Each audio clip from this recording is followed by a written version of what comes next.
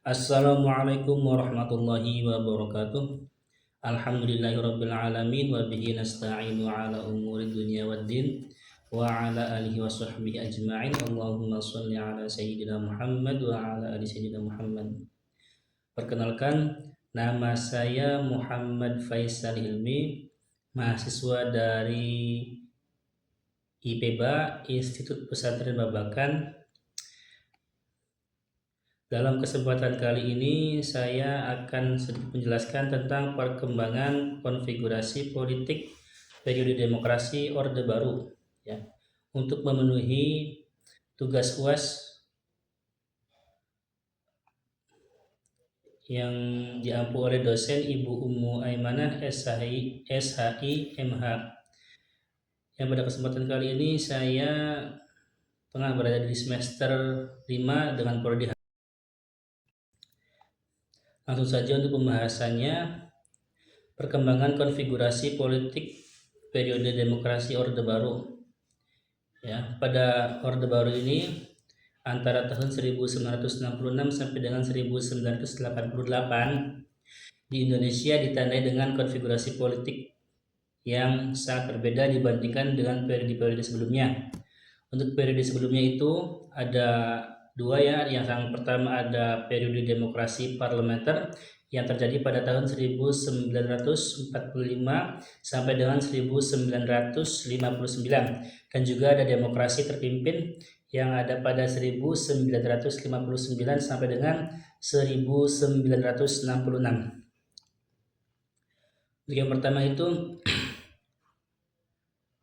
perkembangan yang pertama yaitu ada sentralisasi kekuasaan di tangan presiden. Ya. Setelah mengambil alih kekuasaan dari Presiden Soekarno pada tahun 1966, Soeharto membangun pemerintahan yang sangat terpusat dengan dukungan militer dan birokrasi. Ia mengukuhkan posisinya sebagai pemimpin tunggal yang tidak tergantikan. Ya. Terhadap posisi presiden dikuat atau penguatannya yaitu dari Undang-Undang Dasar 1945 yang memberikan kewenangan luas kepada presiden, dimanfaatkan untuk melegitimasi kekuasaan. Presiden memegang kendali penuh atas lembaga eksekutif, legislatif, dan yudikatif. Perkembangan yang kedua yaitu pengendalian partai politik. Fusi partai 1973. Pemerintah memaksa partai-partai politik untuk bergabung dengan 3 kelompok besar. Yang pertama itu ada Partai PPP atau Partai Persatuan Pembangunan untuk partai-partai berbasis Islam. Yang kedua ada PDI, Partai Demokrasi Indonesia, untuk partai-partai berbasis nasionalis dan Kristen. Yang ketiga yaitu Golkar atau golongan karya yang tidak dianggap partai politik tetapi menjadi alat utama Orde Baru untuk mempertahankan kekuasaan. Terus dari segi itu juga terdapat regulasi yang ketat sekali.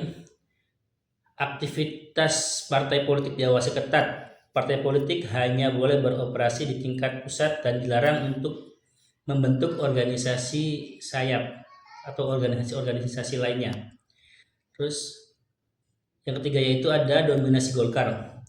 Pemilu tidak bebas, yaitu pemilu yang diselenggarakan setiap 5 tahun hanyalah formalitas untuk memperkuat kekuasaan.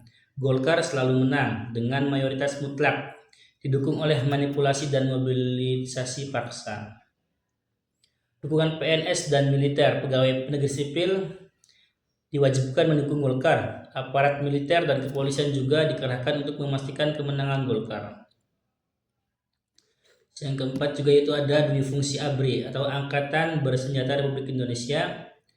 Peran ganda ABRI di sini yaitu menjalankan fungsi ganda sebagai alat pertahanan dan keamanan sekaligus sebagai kekuatan sosial politik. Hal ini memberikan legitimasi bagi militer untuk terlibat dalam pemerintahan, ekonomi, dan kehidupan masyarakat.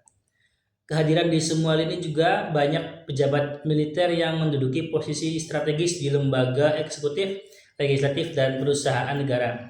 Militer juga memiliki fraksi tersendiri di DPR dan MPR. Itu ada represi dan kontrol sosial. Pembatasan kebebasan pers, kebebasan berpendapat, dan kebebasan berorganisasi dibatasi. Media yang mengkritik pemerintah seringkali dibredel. Ya.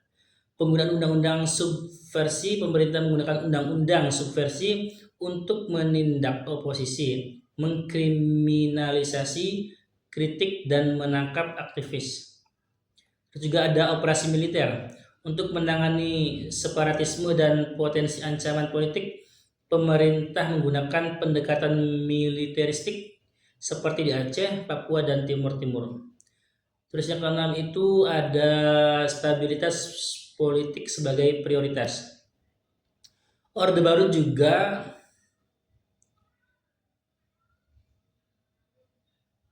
ada dalam pembangunan ekonomi ya, seperti stabilitas politik dijadikan prasyarat untuk pembangunan ekonomi.